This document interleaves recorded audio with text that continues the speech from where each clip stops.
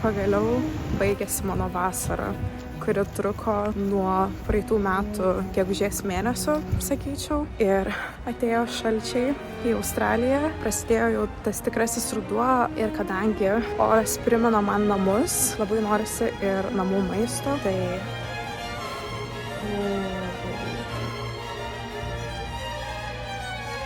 šiandien sugalvojau pasigaminti varškėčius, tai einu pirkti pieno ir gaminsiu varškę.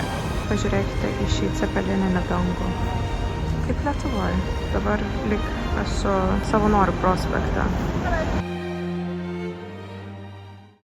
Tai šiaip aš jau prieš tai esu gaminusi varškę, bet šį kartą pabandysiu kitaip. Prieš tai dariau su pienu ir kefyru, bet šį kartą darysiu su pienu ir actu.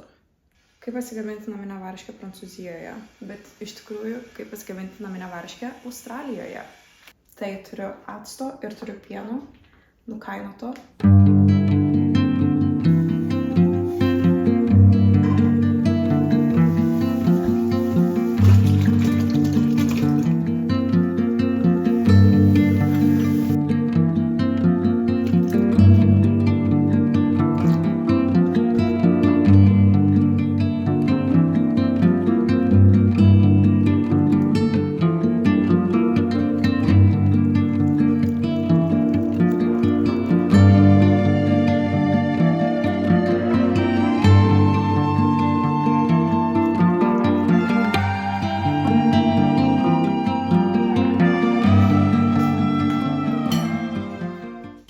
Paragausiu.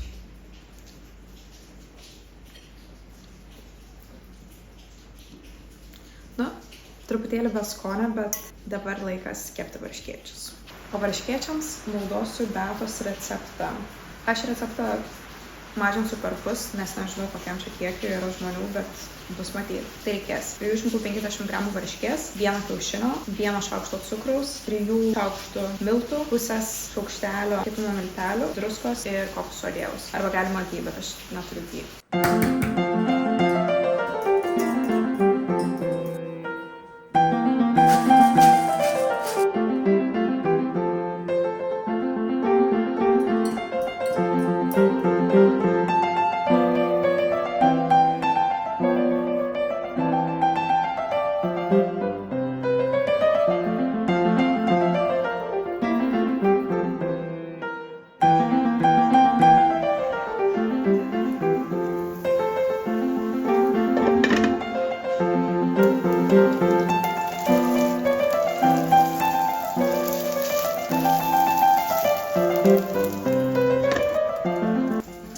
Kol varškėčiai iškeps, pasigaminsiu uogieną, aviečių uogieną. Tai reikės aviečių, čia sėklų ir medaus.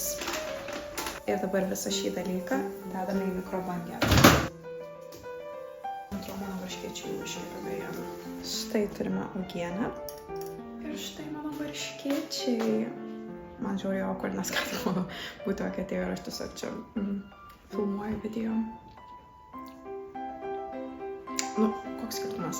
Štai mano varškėčiai. Gražuoliai.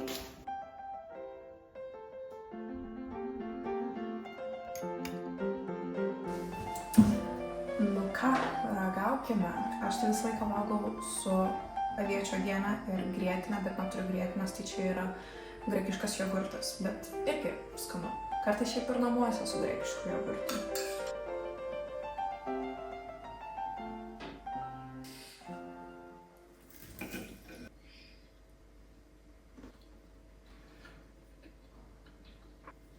Aš apsiverksiu. Žiauriai gerai gavosi.